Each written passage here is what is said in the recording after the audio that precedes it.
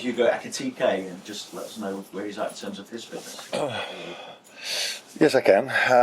He's not trained with us till now, and let's see if he can today. I've said, I think 2 or 3 days ago when we played Fulham, that he's not going to be out for long, but yeah, because games come so fast, it's he's in between maybe training with the team, or it would take him 1 or 2 days extra. What moment do you feel you're in as a squad at the moment? It's 9 games unbeaten, but obviously I know there's disappointment after drawing the last 2. Yeah, it's 9 games unbeaten where we've had definitely 2 draws too many, and then I'm thinking about the Leeds away game and this game in terms of the moment we conceded a goal.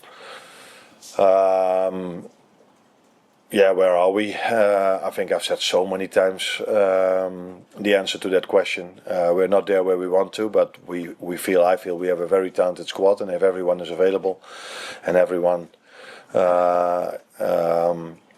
is ready, then I think we can do special things. And I also think we've shown that this season with quite a lot of impressive wins, but we've also shown that we've had impressive draws or impressive losses in a negative way. I mean that. So we haven't had the consistency, but we did beat very good teams already this season. So that tells you that the talent is definitely there, but the consistency unfortunately hasn't been there this season. One of those teams, obviously, is the team that you face this on Thursday night in Arsenal. In terms of then what you still want to achieve, what importance do you put on this one game against a side that is so far clear at the top of the table?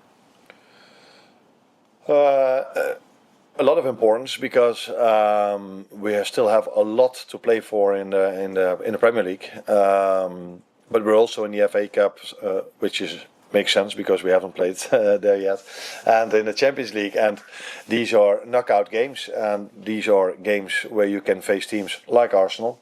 So it's also for that reason, it is an important game for us to see where we are in a one-off game, to see where we are against a very, very good Arsenal.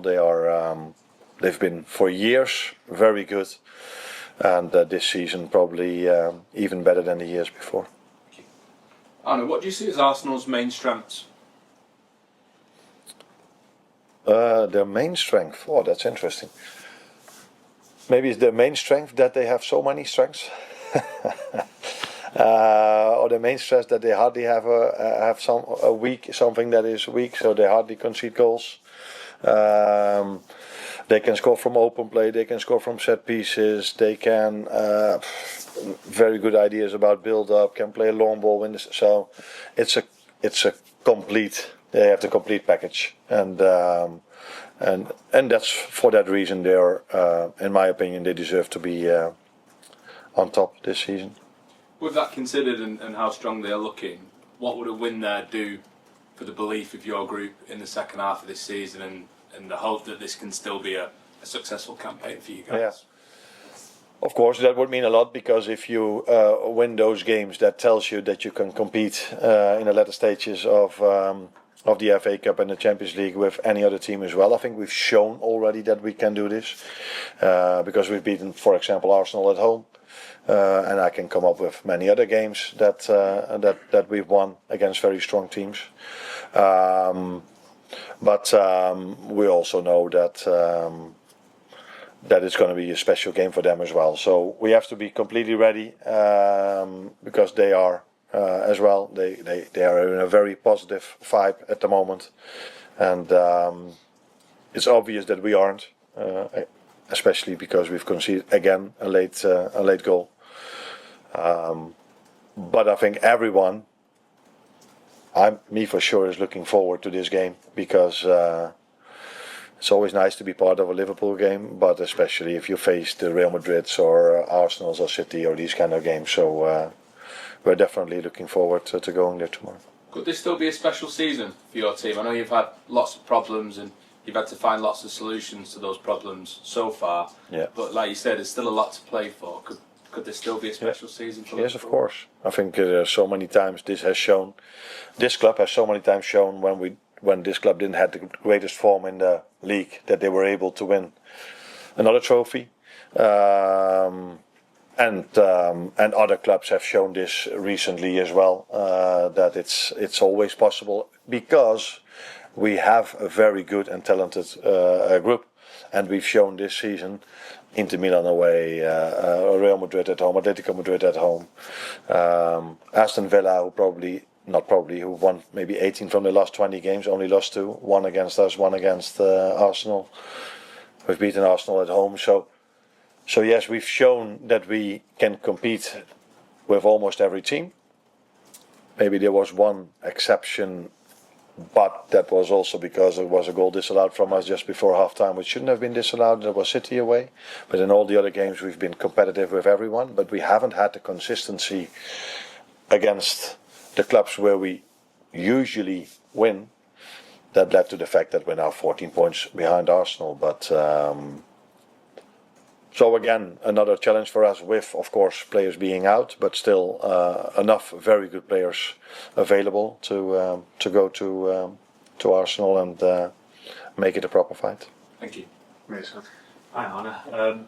There were reports this week that Manchester City are looking to sign Mark Yeahy this month, and in September you did say that the club were ultimately close to signing him. I just wonder, is he someone that you'd like the club to go back in for this season, and how much of a blow would it be to miss out on someone who was a big target? Now, Vinny is always asking the first question, and usually I expected this question from him, but he now knows that I never talk about transfers in public, let alone talking about a transfer from maybe another club. So yeah, he after 1.5 years now knows it's no use of asking that question, but you can try, but my answer is always the same. We don't talk about players that are not ours.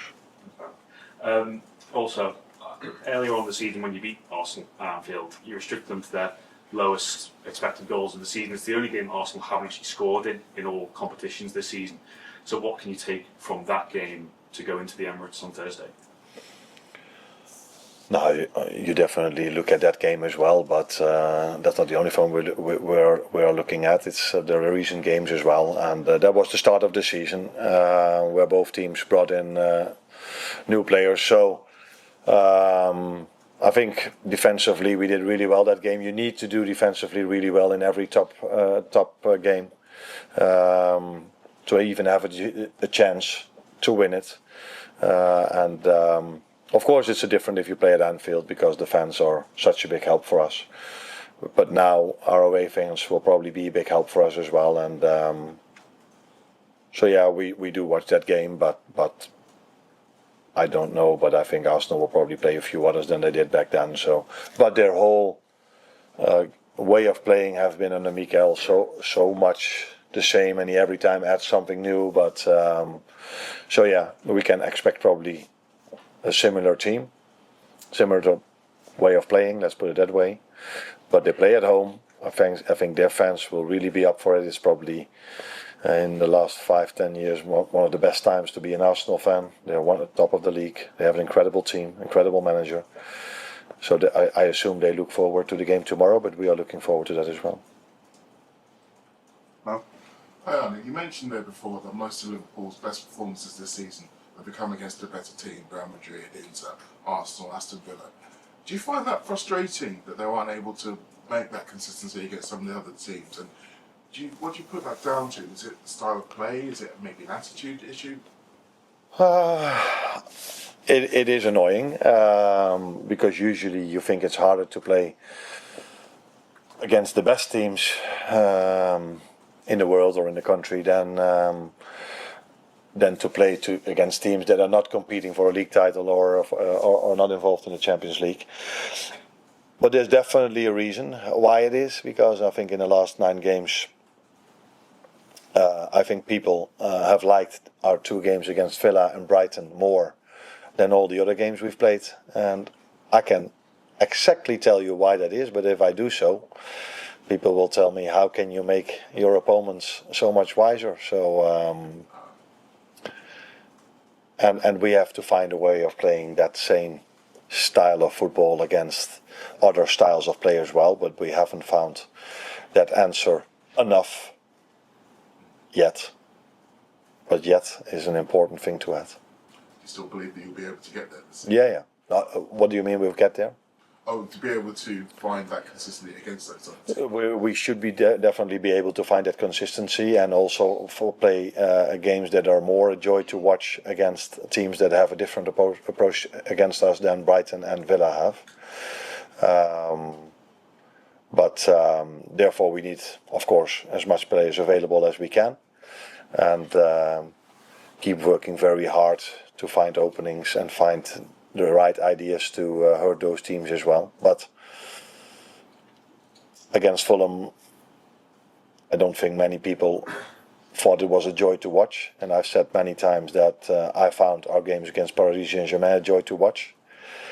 So then compare maybe these two games with each other, and then ask yourself the question: why is one game a joy to watch and the other is harder to watch? And when people tell me, you always need extra pass, the first goal we scored against Fulham was only one pass. So these players do know that if we need one pass, or we can use one pass to score a goal, we try to. And the second goal we scored was 17 passes we needed before we could bring a cross in. And sometimes that's needed. If you win the ball back low on the pitch and the other team goes into a low block, it's harder to get through it in one pass. Which we did in the first goal because we won the ball back high up the pitch. Adam? And just on that, talking about being a joy to watch, a lot of fans have said in recent weeks that football has been dull and boring. What do you make of that? I find it really hard to hear, but it's not that I completely disagree. I would use different words, and I would take certain things into account, but I want to win as much trophies as I can, but I think I'm also known for the fact that my teams always try to play attacking football, and I can only say that we are still trying to do so. But having a lot of ball possession, said as many times, doesn't mean you play attacking. That does mean you play attacking football, because you try to win the ball back as soon as you can, and when you have it, you try to create something. But we are struggling to create a lot of chances. But I've said many times we're not the only team that struggles to create a lot of chances. I don't think the amount of chances we create are so much different to some other teams in the league that are doing really well. But I don't like to hear this, of course, because if there's one thing I would like is us winning a lot of games, but also us playing an attractive style of football, which I think we've also done this season. And we have to find a way against teams that try to make it not an attractive game, which is there, of course, maybe even smart for them to do. We have to find answers to that, and that's something we haven't found enough yet. But we are working on that every single day to improve that. Just on Harvey earlier, I know last time he said to ask a question at Villa, everybody said, well, Villa don't want to sign him. Is there a possibility that he ends January as Liverpool player? I think that answer is going to be the same about Mark Way. He's an Aston Villa player. So if you want to ask things about an Aston Villa player, you should ask Unai Emery. Technically, he's Liverpool player. He's just on loan. Liverpool has no recall option. Liverpool has no recall option. James? Arne, when you look at the squad, do you see sufficient depth and talent to achieve what you want to achieve between now and the end of the season? Or do you think you will need reinforcements at all in any area this month? First of all, I'm really happy with the squad we are having. All decisions that I made last summer and the summer before, and all these things are completely aligned with me, Richard, and ownership. So I think it has shown this season how talented this group is, and if everyone is available, how good of a team we can be. There's nothing positive from players being injured. But maybe if I could think about, not that it's positive, but the narrative that has always been there, that we've spent so much money in the summer. And every time when I tried to say, no, we replaced and added, not added, but we replaced and spent a little bit more that came in. And no one wanted to hear it, but maybe now for the first time, since we've only had 2 or 3 injuries, people do see now that